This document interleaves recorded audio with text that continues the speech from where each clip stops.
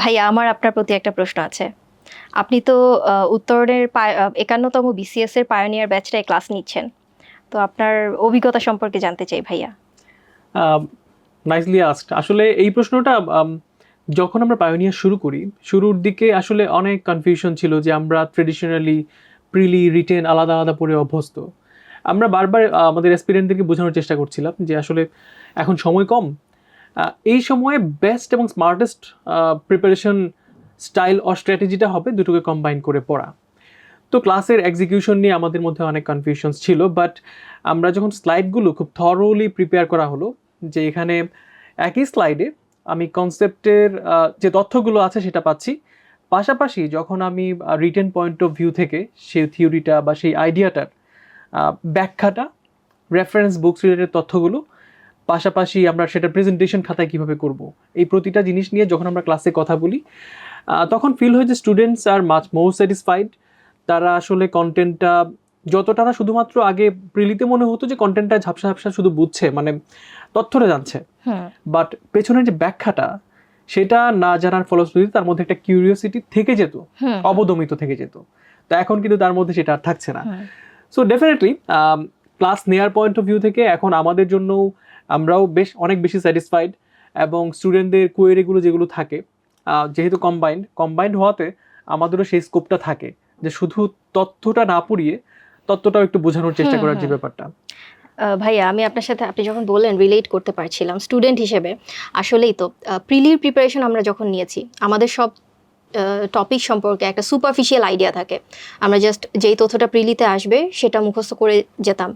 কিন্তু রিটেনের যখন প্রিপারেশন নিয়েছি তখন কিন্তু এভাবে প্রিপারেশন নেওয়া যায় না, যেহেতু আমাকে বিস্তারিত লিখতে হয় প্রতিটা প্রশ্নের উত্তর।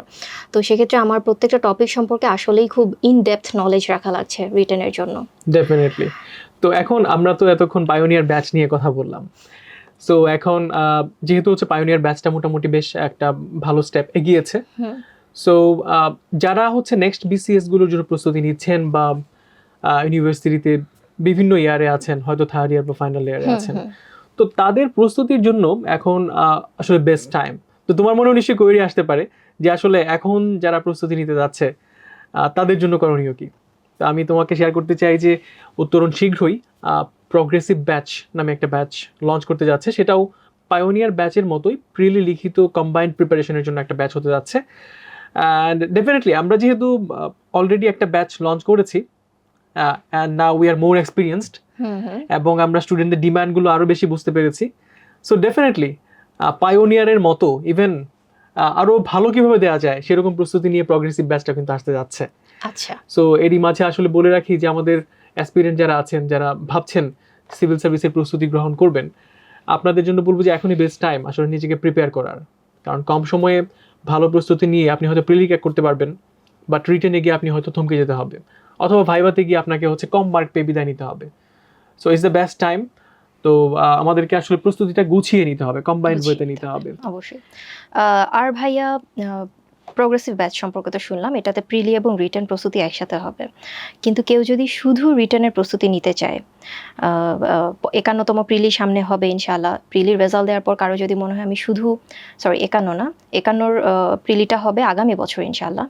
তো সেক্ষেত্রে কারো যদি মনে হয় যে না, আমি শুধু রিটেন প্রস্তুতি নিতে চাই বা রিটেন প্রস্তুতিটা একটু এগিয়ে রাখতে চাই, তাদের জন্য উত্তরণের কি আছে? ডেফিনেটলি। এখানে যদি একটু প্রেক্ষাপটে বলি যে অনেকেই আছেন যারা তাদের প্রস্তুতিটা একটু অ্যাডভান্স লেভেলে নিয়ে গেছেন already, they have no problem about prelims, তারা শুধু রিটেন নিয়ে প্রস্তুতি নিতে চায় অ্যাডভান্স লেভেলে, তাদের জন্য উত্তরণ একটা ব্যাচ নিয়ে আসতে যাচ্ছে শীঘ্রই। এবং ইন্টারেস্টিংলি, যেহেতু সিভিল সার্ভিসের ট্র্যাকে আছে, তার মানে তাকে তো প্রিলিতে বসতে হবে ইনফ্যাক্ট। তো এই রিটেনের প্রস্তুতির মাঝে মাঝেও কিছু এক্সামস যেন প্রিলির জন্য থাকে, সেরকম একটা প্ল্যান করে উত্তরণ শীঘ্রই একটা রিটেন ব্যাচও আসলে লঞ্চ করতে যাচ্ছে। সো ডেফিনেটলি এটা তাদের জন্য অনেক বেশি বেনিফিশিয়ারি হওয়ার সম্ভাবনা আছে ইনশাআল্লাহ। তো লিখিত ব্যাচের মধ্যে কি প্রিলির কোনো পরীক্ষা দেওয়ার উপায় আছে?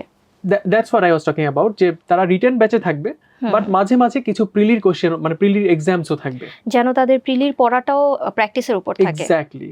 কারণ হচ্ছে আমরা যারা একটু আগের বিসিএস এর 43rd এর, তো আমরা দেখেছি যে একটা বিসিএস শেষ করতে লম্বা সময় লেগে যেত, 4 বছর লেগে যেত। সো আই ডিডন্ট নো যে আমি এটাতে রেকমেন্ডেড হব কি হব না, পরের বিসিএস এর প্রিলিতে বসতে হবে কি হবে না। So let's better be safe, এই পয়েন্ট অফ ভিউ থেকে আসলে এই থিওরিটাকে বিশ্বাস করি হুম, এক্সামস গুলো রাখা, হ্যাঁ। এভাবে প্ল্যানটা করা। আবার অনেকের এটাও হয় ভাইয়া যে প্রথম বিসিএসে বা প্রথম অ্যাপ্রোচে কাঙ্ক্ষিত ক্যাডারটা আসছে না। তো সেক্ষেত্রে হচ্ছে সে আরো কিছু বিসিএস দিতে পারে তার কাঙ্ক্ষিত ক্যাডারটা পাওয়ার জন্য, তার স্বপ্নটা পূরণ করার জন্য। ডেফিনেটলি